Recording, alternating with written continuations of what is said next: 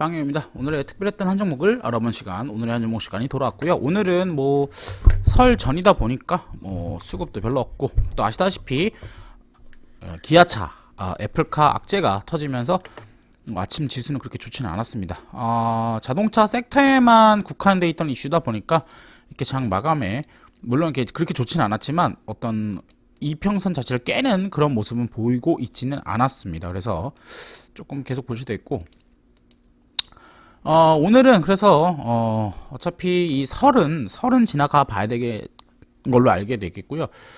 일정 있는 또는 시그널이 나온 테마주를 한번 알아보는 시간을 갖도록 하겠습니다.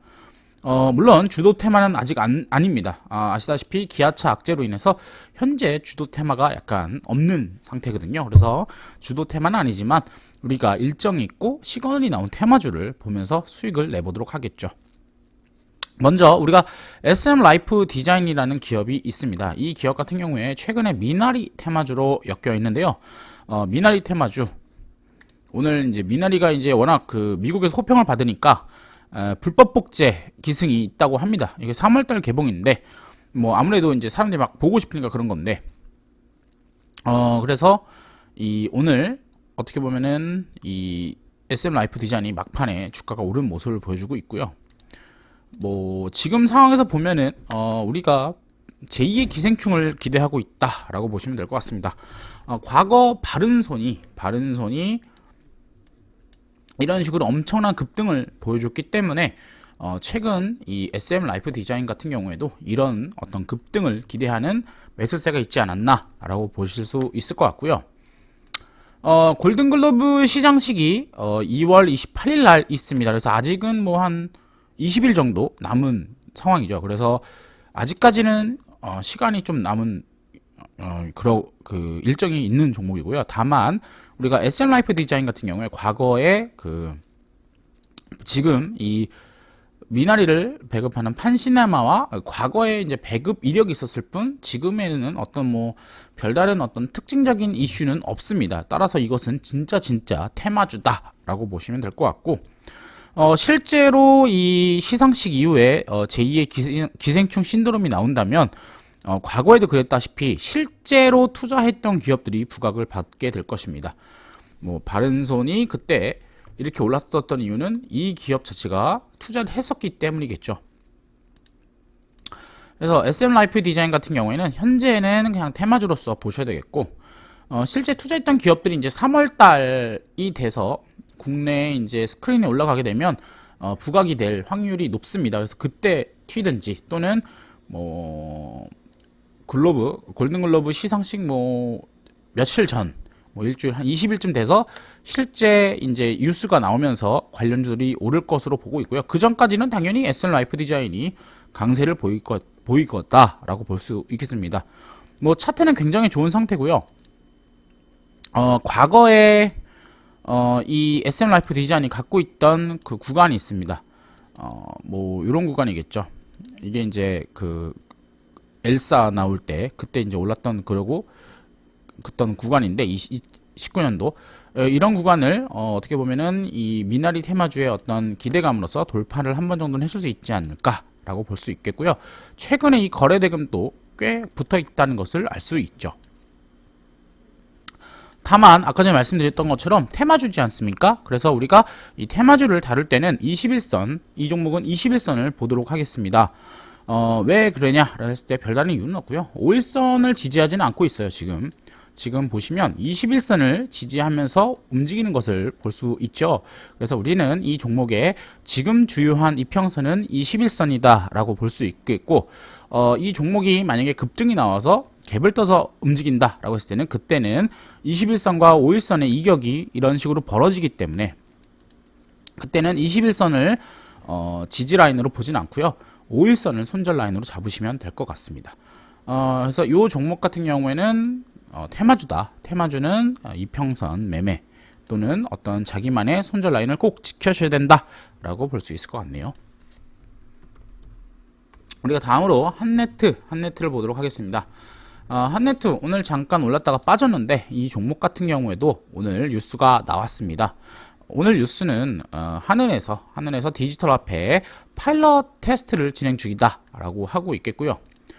그래서 후속 뉴스로 뭐 가상 자산이 아닌 버파의 질을 갖는다 이런 식으로 나오는데 이건 뭐 당연한 겁니다. 왜냐면 이거를 비트코인을 버파의 질을 가져주는 게 아니라 한은이 만든 디지털 화폐에 대해서 버파를 갖는다라는 거기 때문에 그런 거겠고요. 왜 그러냐? 우리가 가상 화폐 자체가 그 국가에서 이런 어떤 뭐랄까요? 화폐를 생산하는 그런 비용이 많이 들지 않습니까? 그래서 디지털 화폐 하는 게 좋긴 좋아요. 그리고 또 디지털 화폐로 되면 어떻게 되겠습니까? 그 검은 돈들, 어떤 암흑 경제들에 대해서 다 수면 위로 올라오는 효과도 얻게 되겠죠. 그래서 이 정부 입장에서는 당연히 디지털 화폐를 하는 것이 좋은데 그동안 각을 잡고 있었던 건데 최근에 이런 기술의 발전과 암호화폐 또 비트코인의 이런 상승세를 보면서 이제 국가들도 더 이상 비트코인한테 이 어떤 자산적 화폐의 가치를 뺏길 수는 없다라는 식으로서 이제 올라오고 있다라고 볼 수 있겠고요. 국내 테마주로는 한네트, 로지시스처럼 이 ATM 기계를 만드는 업체가 있겠고, 이게 왜 관련주로 엮여 있냐? 이렇게 되게 되면 ATM 기계를 싹 다 바꿔야 된다라는 어떻게 보면 되게 어이없는 이야기지만 그런 이슈로 인해서 테마주로서 엮여 있습니다. 역시나 이 종목 또한 주도 테마는 아니죠. 그래서 이슈 아니지만 이제 이슈화가 일단 됐지 않았습니까? 그러면서 이 차트들도 만들어져 있는 상태거든요. 그래서 이런 종목들도 좀 길게 보시면 좋을 것 같고요.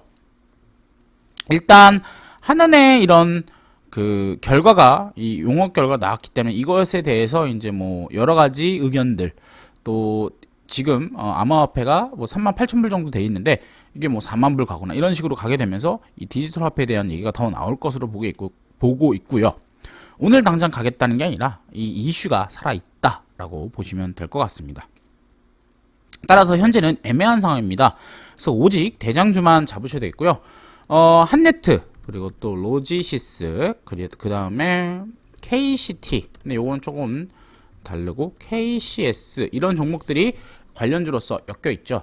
일단 지금 거래량이라든지 여러 가지 상황을 봤을 때는 한네트가 대장이라고 볼 수 있습니다. 한네트 같은 경우에 오늘도 거의 600억 수준의 거래량이 터진 것을 볼 수 있겠고요. 이런 구간들이죠. 이런 구간들 조정 이후에 이 추세를 바꿨지 않았습니까? 지금 계속 이 구간에서는 역배열 추세였지만 오늘 최근의 구간에서는 다시 추세가 정배열 추세로 돌렸다라는 부분을 볼 수 있겠고요.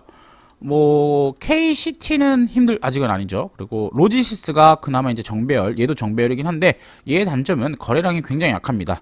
뭐 최근에 이 한창 이 디지털 화폐주들이 움직일 때 600억 정도가 제일 많이 터졌던 거래량인데 비해서 우리 한네트 같은 경우에는 시총이 700억짜리밖에 되지 않는 녀석이 이때 무려 2,500억 이렇게 터졌단 말이죠. 그래서 이 큰 돈들이 더 여기에 많이 들어와 있는 상태다라고 보실 수 있겠고요. 이 종목 같은 경우는 이제 이평선을 정배열로 추세를 전환하는 것이기 때문에 여러분들이 길게 보셔야 됩니다.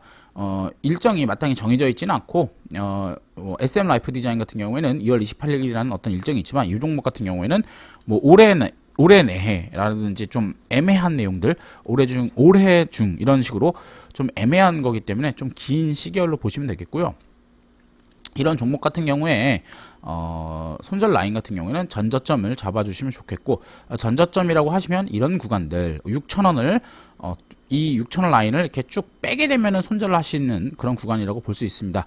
그 얘기는 여러분들이 이렇게 빠르게 따라잡는 게 아닙니다. 이 종목 같은 경우에는 인재 이평선 정배열로 돌아가는 추세이기 때문에 우리가 이 종목은 조금 더 길게 보셔야 되겠고 이 종목이 뭐 계속 이 구간에서 왔다리 갔다리 할 수가 있습니다. 이 구간에서 어쨌든 간에 우리는 이 저점 라인 최근 저점 라인을 손절 라인으로 잡고서 매집하는 식으로 가면 되겠다라고 보실 수 있을 것 같습니다.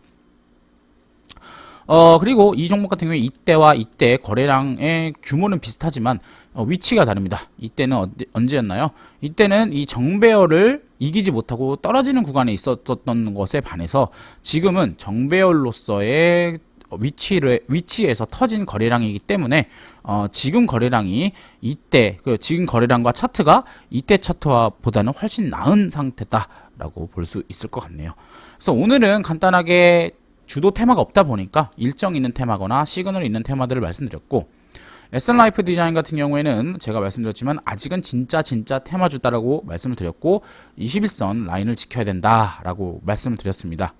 한네트 같은 경우에는 이런 그 디지털 화폐에 대한 대장주기 때문에, 아까 말씀드리지만 이게 비트코인 테마주와는 다릅니다. 이건 디지털 화폐의 대장주기 때문에 우리가 최근 저점을 깨지 않는 선에서는 모아 가셔도 된다라고 말씀을 드렸습니다. 네, 곧 설입니다. 아무래도 이제 설 연휴가 이틀밖에 남지가 않았기 때문에 굉장히 거래량이 떨어질 겁니다. 지금 코스피를 보시더라도 지금 거래량 감소가 눈에 보이시지 않습니까? 이런 상황이기 때문에 내일도 뭐 그렇게 센 거래량은 보이기 힘들 것 같고요. 설 지나고 나서 이 빳빳한 지폐들이 들어오고 나서야 새로운 상승이 되지 않을까 기대가 되네요.